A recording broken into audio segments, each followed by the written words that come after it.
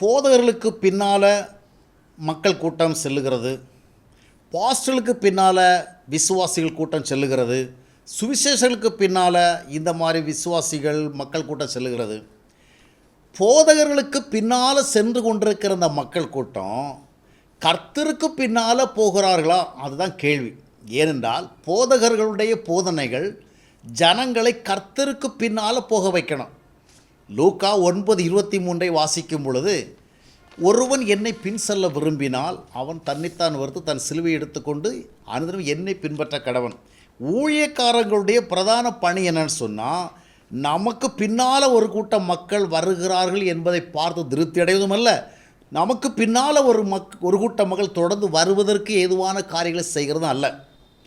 ஊழியக்காரர்களுடைய பிரதான நோக்கம் என்னன்னு சொன்னால், கர்த்தருக்கு பின்னால் ஜனங்கள் போகணும். ஆண்டவருக்கு பின்னால் ஜனங்கள் போனால் தான் தேவனுடைய திட்டம் நிறைவேறும், ஜனங்களுடைய அபிலாஷைகள் நிறைவேறும், ஜனங்கள் ஆசீர்வதிக்கப்பட்டவர்களாக இருப்பாங்க, அவங்க சாட்சிகளாக இருப்பாங்க. இது எப்போ நடக்கும்னு சொன்னால், தே மஸ்ட் ஃபாலோ கிரைஸ்ட்.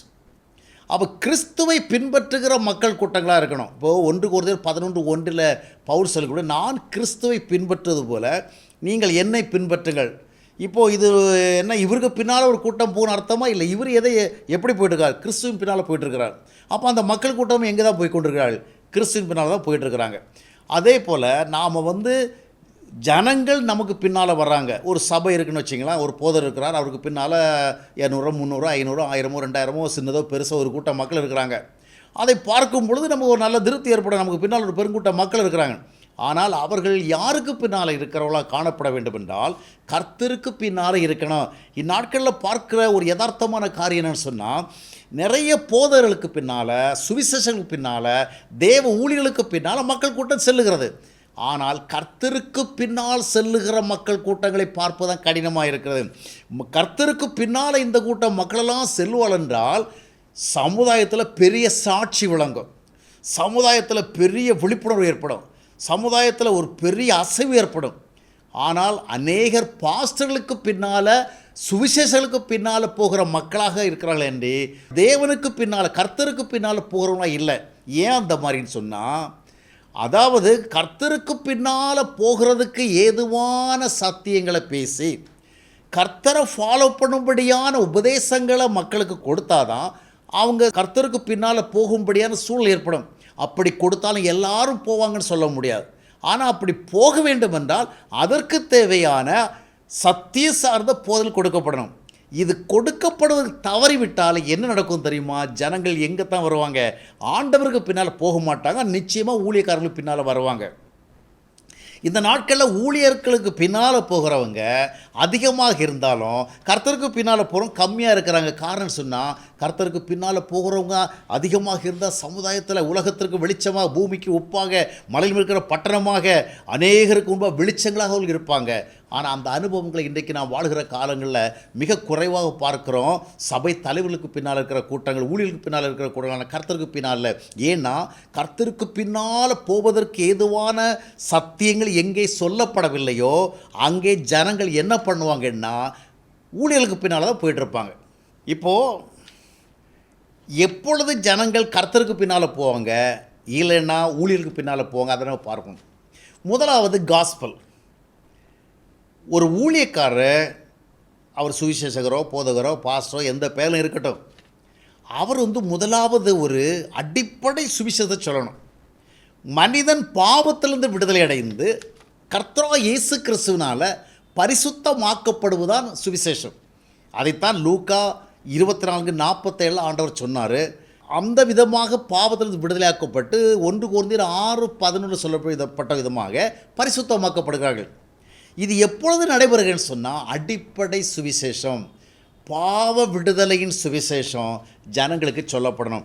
இந்த சுவிசேஷம் சொல்லி இதை மக்கள் கேட்டு அதற்கு அவங்க கீழ்ப்படிந்தாங்கன்னா surely they will follow Christ. ஏன்னா பாவ விடுதலை பெற்றுக்கொள்கிற மனிதன் இயேசு கிறிஸ்து விடத்தில் வராமல் பெற முடியாது. அவன் பெற்றுக்கொண்டான்னா நிச்சயமாக அவருக்கு பின்னால் போவான். அவருக்கு பின்னால் போனால் சமுதாயத்தில் அநேகர் மத்தியில் அந்த சாட்சி விளங்கும். அதற்கும் பதிலாக இன்றைக்கு நம்ம கிறிஸ்தவ உலகத்தில் அதிகம் பார்க்கப்படுகிற காரியம் என்னன்னு சொன்னால், பாவ விடுதலை சுவிசேஷத்தை சொல்வது அரிதாகிவிட்டது. பெரும்பாலும் சொல்லப்படுவது அற்புத சுவிசேஷம்.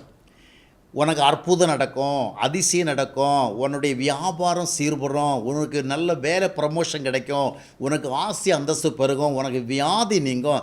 இந்த மாதிரி மனித வாழ்வின் தொடர்பான பிரச்சனைகளுக்காகவே இயேசு கிறிஸ்து உலகத்திற்கு வந்தார் என்ற அடிப்படையில் சுவிசேஷம் சொல்லுகிறதுனால தான் கிறிஸ்துவுக்கு பின்னால் போகிற மக்கள் கூட்டத்தை பார்க்க முடியல. ஏன் தெரியுமா? கிறிஸ்துவுக்கு பின்னால் போகணும்னா கிறிஸ்து எதற்காக பூமிக்கு வந்தாரோ அது அவர்களுக்கு சொல்லப்படணும். பாவிகளை ரட்சிக்க கிறிஸ்து உலகத்திற்கு வந்தார். மனிதர்களை பரிசுத்தவான்களாகும்படியாக கிறிஸ்து உலகத்திற்கு வந்தார். தேவனுடைய பிள்ளைகளாக்கும்படியாக கிறிஸ்து வந்தார். அதை உரிய விதமாக சொன்னால் அதை எல்லாரும் கேட்பாங்கன்னு சொல்ல முடியாது. ஆனால் கேட்கிற சிறு கூட்டமாக இருந்தாலும், கீழ்ப்படுகிற சிறு கூட்டமாக இருந்தாலும், அவர்கள் ஊழியர்களுக்கு பின்னால் போயிட்டுருக்க மாட்டாங்க. யாருக்கு பின்னால் போகிறவர்களாக பார்க்கப்படுவார்கள்? கிறிஸ்துவின் பின்னால். ஆனால் இன்றைக்கு என்ன நடைமுறைனா அற்புதத்தை தான் நம்ம சொல்கிறோம். பெரும்பாலான சுவிசேஷ மேடைகளை அற்புதம் பெற வாரீர் அப்படி தான் நம்ம அழைப்பை கொடுக்குறோம். வியாதிலிருந்து சுகமடைய வாரீர் அதை தான் அழைப்பு கொடுக்குறோம். சிலர் சொல்லுவாங்க, இல்லை நாங்கள் துவக்கத்தில் தான் அப்படி கூப்பிடுவோம், அப்புறம் வந்த பிறகு வேறு விஷயங்களை சொல்லுவோம். ஆனால் நடைமுறையில் பார்த்தீங்கன்னு சொன்னால் காஸ்பலும் அதுதான், அதனுடைய கண்டினியூஷனாக கொடுக்கப்படுகிற நெக்ஸ்ட் லெவல் ப்ரீச்சிங்ஸும் அதுதான், அதற்கப்புறம் அவங்களுடைய எடுஃபிகேஷனாக கொடுக்கப்படும் அதுதான். அற்புதம் நடக்கும், அதிசயம் நடக்கும், ஆசீர்வாதம் கிடைக்கும், கர்த்தர் பெரிய காரியங்கள் செய்வார், உன்னுடைய கற்பனைக்கு அப்பாற்பட்ட காரியங்கள் நடக்கும், எதிர்பார்ப்பதற்கு எது அதிகமான காரியம் நடக்கும் அப்படின்னு சொல்லி கடைசி வரைக்கும் அதான் ப்ரீச் பண்ணுறோம்.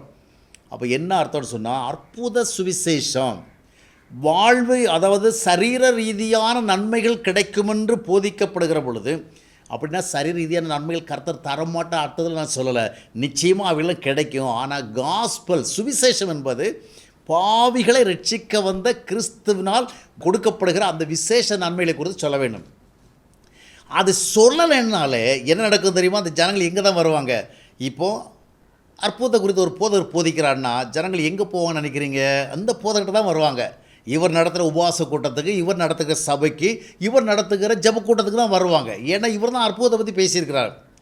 உங்களுக்கு நல்லது நடக்கும், வளமை கிடைக்கும், செழிப்பு கிடைக்கும், அது இதுன்னு சொல்கிறவில்ல, இந்த ஊழியர்களுக்கு பின்னால் தான் வருவாங்க. ஆனால் ஊழியர்களுக்கு பின்னால் வருகிறவங்க எல்லோரும் எங்கே வரமாட்டாங்க? இயேசுக்கு பின்னால் வரமாட்டாங்க. ஆகையால் தான் இன்றைக்கு பெரிய சபைகள்லாம் இருக்குது, சந்தோஷம். பெரிய சுவிசேஷ கூட்டங்கள் நடைபெறுகிற பொழுது சில குறிப்பிட்ட போதலுக்கு பின்னால் பெருங்கூட்டம் இருக்குது. ஆனால் இவர்கள் எல்லோரும் கிறிஸ்துவுக்கு பின்னால் இருக்கிறதை பார்க்க முடியவில்லை. இவர்கள் கிறிஸ்துவின் வழிகளில் நடப்பதை பார்க்க முடியவில்லை. இவர்கள் கிறிஸ்துவனுடைய மகிமை வெளிப்படுவதை பார்க்க முடியவில்லை. இவர்கள் மலைக்கு மேல் இருக்கிற பட்டங்களாக இருப்பதை பார்க்க முடியவில்லை. இவர்கள் உலகத்திற்கு வெளிச்சமாக இருக்க பார்க்க முடியும் என்றால் they are following the servant of God, not God. கர்த்தர் அவர்கள் பின்பற்றி செல்லவில்லை. மூன்றாவதாக, கிறிஸ்துவுக்கு பின்னால் போகிற ஜனங்களாக மக்கள் கூட்டத்தை பார்க்கணுன்னா அவர்களுக்கு பரிசுத்தம் தொடர்பான போதனைகளை கொடுக்கணும். கொலோசியர் 1ஆம் அத்தியாயத்தினுடைய 28ஆம் வசனத்தில் சொன்னபடியும், எபேசியர் 4, 11, 12, 13, 14 வசனங்கள் சொன்னப்பட்ட பிதாவுமாகவும் அடிப்படை பரிசுத்தமாகுதல் தொடர்பான சத்தியங்கள் அவர்களுக்கு சொல்லிக் கொடுக்கப்பட வேண்டும். ஒரு பரிசுத்தமான வாழ்வு தொடர்பான காரியங்கள் பேசப்பட வேண்டும்.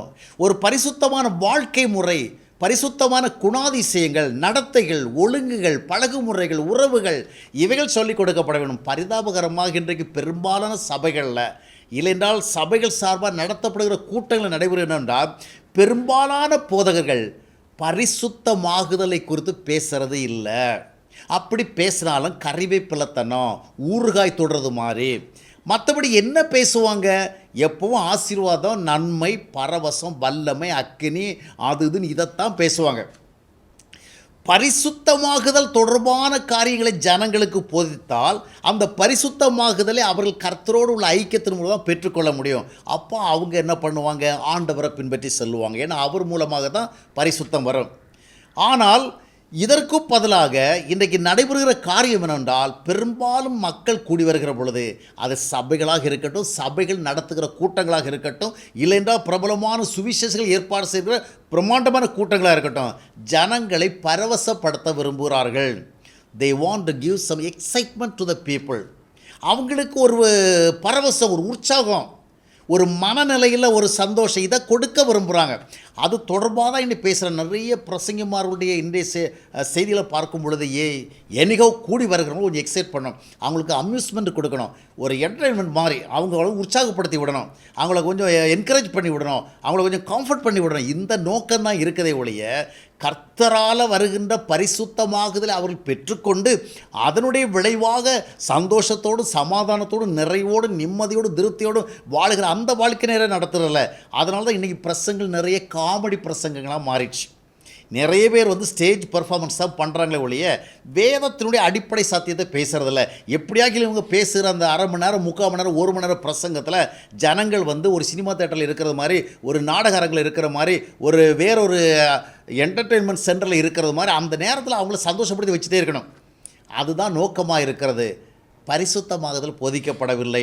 அதற்கு பதிலாக பரவசமாகிறது. அப்போ ஆராதனைகள் மூலமாக பரவசம், பாடல்கள் மூலமாக பரவசம், பிரசங்க வார்த்தைகள் மூலமாக பரவசம், எல்லாமே இவங்களை உற்சாகப்படுத்தணும் அந்த நோக்கத்தில் இருக்கிறதுனால அடிப்படையில் கை வைக்கவே இல்லை, அஸ்திவாரத்தில் கை வைக்கவே இல்லை. அதனால் இந்த மக்கள் ஆராதனையில் பரவசம் கண்டுவிட்டால், பிரசங்கத்தில் பரவசம் கண்டுவிட்டால், ஜபங்களில் பரவசம் கண்டுவிட்டால் எங்கே வருவாங்க? ஆண்டவர்கிட்ட போக மாட்டாங்க. இந்த ஊழியக்காரங்க வருவாங்க. இந்த ஐயாமார்கள் நடத்துகிற ஆராதனைலாம் அவங்களுக்கு பரவசம் கிடைக்குது. இந்த பாஸ்டர்மார் பண்ணுற பிரசங்கத்தில் தான் அவங்களுக்கு ஒரு உற்சாகம் கிடைக்குது. அதனால் இந்த உற்சாகத்தை பரவசம் தேடி இவர்களுக்கு பின்னால் தான் வருவாங்க என்று கர்த்தருக்கு பின்னால் போக மாட்டாங்க. பரிசுத்தம் தொடர்பாக போதிக்கப்படுகிற பொழுது மட்டும்தான் அவர்கள் கர்த்தருக்கு பின்னால் போவாங்க. அடுத்ததாக இருக்கிற ஒரு பிரச்சனை என்னவென்று சொன்னால், இன்றைக்கி ஜனங்களுக்கு பிரதானமாக காட்டப்படுகிற வழி என்ன தெரியுமா? ஆசீர்வாதத்திற்கான வழி என்ன? காணிக்கை. வேதம் சொல்வது என்ன? யோவான் 1:12 வாசிக்கும் பொழுது நாம் ஆண்டவராக இயேசு கிறிஸ்துவை விசுவாசிக்கும் பொழுது தேவனுடைய பிள்ளைகளாகிறோம். உறவின் மூலமாக, ஐக்கியத்தின் மூலமாக, தேவனுடைய பிள்ளைகள் என்கிற அந்த ஒரு சுதந்திர பாக்கியத்தின் மூலமாக தான் நம்ம ஆசீர்வாதமாகிறோம். இதைத்தான் நம்ம பேசணும். அப்போது தேவ ஐக்கியத்தில் வாழ்கிறது எப்படி, தேவ உறவுடன் வாழ்வது எப்படி, நம்முடைய சுதந்திர உரிமையை நாம் எப்படி பெற்றுக்கொள்வது? ரோமர் 8:14 சொல்லப்பட்டபடி பிள்ளைகளானால் சுதந்திரரும் ஆமே. இது தொடர்பான வசனங்களை நீங்கள் கலாத்தியர் 4:1 உள்ள பகுதியிலும் பார்க்கலாம். இது சொல்லிக் கொடுக்கணும்.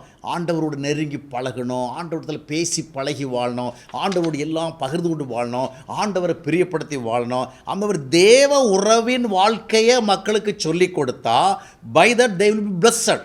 இதுதான் ஆசீர்வாத வழி. ஆனால் இங்கே பரிதாபகரமாக நடக்கிற காரியம் என்னன்னு சொன்னால், நீ எவ்வளோக்கு எவ்வளோ காணிக்கை கொடுப்பியோ அவ்வளோக்கு எவ்வளோ ஆசீர்வதிக்கப்படுவாய். தசோபாகம் கொடுப்பாயா, உன்னுடைய களஞ்சியெல்லாம் நிரம்பி வழியும். தசமபாகம் கொடுப்பாயா, ஆண்டவர் கூரை பிரித்து கொண்டு என்ன செய்வார்? கொட்டி கொண்டே இருப்பார். அதுக்கு அப்பாற்பட்டு உனக்கு ஆசீர்வாதம் வேணும்னா நீ என்ன பண்ணணும் தெரியுமா? விதைப்பு காணிக்கை கொடுக்கணும். நீ விதைப்பு காணிக்கை எவ்வளோ கொடுக்குறியோ அவளுக்கு எவ்வளோ ஆண்டவர் ஆசீர்வாதம் பண்ணிட்டு இருப்பார். அப்போ ஆசீர்வாதங்களுக்கெல்லாம் நம்ம அடிப்படை காட்டுறது எது? காணிக்கை. நாம் காணிக்கை வேண்டாங்கிற அர்த்தத்தை நான் பேசலை. ஆனால் இன்றைக்கு பரிதாபகரமாக நம்ம மக்களுக்கு காட்டுகிற வழி காணிக்கை ஆசீர்வாதங்களுக்கு. அதனுடைய விளைவாக ஜனங்கள் தேவ உறவில் இல்லை, தேவ ஐக்கியத்தில் இல்லை. யாருக்கு காணிக்கை கொடுத்தா, எந்த ஊழியக்காரரை தாங்கினா, எந்த சபைக்கு கொடுத்தா நமக்கு ஆசீர்வாதம் வரும்னு சொல்லிட்டு வியாபார ரீதியான கண்ணோட்டத்தில் இப்போ நிறைய காரணம் நடந்து கொண்டிருக்கிறது. ஏனென்றால் ஆசீர்வாதங்களுடைய பிரதானமான வழியாக இன்றைக்கு பெரும்பாலான ஊழியர் காண்பிப்பது காணிக்கை காணிக்கை காணிக்கை. அப்போ அவங்க எங்கே வருவாங்க? காணிக்கையை கொண்டு ஊழியக்காரங்கிட்ட தான் வருவாங்க, பாஸ்டர்கள் தான் வருவாங்க, சுவிசேஷகர் தான் வருவாங்க, ஊழியக்காரர் தான் வருவாங்க. இவங்களெல்லாம் கர்த்தருக்கு பின்னால் இருக்கிறவங்க பார்க்க முடியாது, இந்த ஊழியக்காரங்களுக்கு பின்னால் இருக்கிறவங்க பார்க்க முடியும். அதனால தான் இன்றைக்கு பல பெரிய சபைகள் இருக்கிறது. அந்த சபையில் பெரிய பாஸ்டர் இருக்கிறாங்க, பெரிய க்ரௌட் இருக்குது. ஆனால் இவர்கள் கிறிஸ்துவுக்கு பின்னால் இருக்கிறான்னு பார்க்கும் பொழுது பேரளவில் நமக்கு மகிழ்ச்சி தரும்படியான காரியங்கள் இல்லை. ஊழியக்காரர்களுக்கு பின்னால் அணிவகுக்கிறாங்க. ஐயா வந்தால் பெருங்கூட்டம் வருது, இந்த பாஸ்டருடைய சபையில் பெருங்கூட்டம் வருது. ஆனால் இவர்கள் எல்லோரும் கர்த்தருக்கு பின்னால் இருந்தால் அதனுடைய மகிமை வேறு விதமாக இருக்கும். ஏன் இல்லை? நாம் எப்போவுமே இந்த ஜனங்கள் நமக்கு பின்னால் வருகிற விதமாக தான் காரியம் பண்ணிகிட்டு இருக்கிறோம்.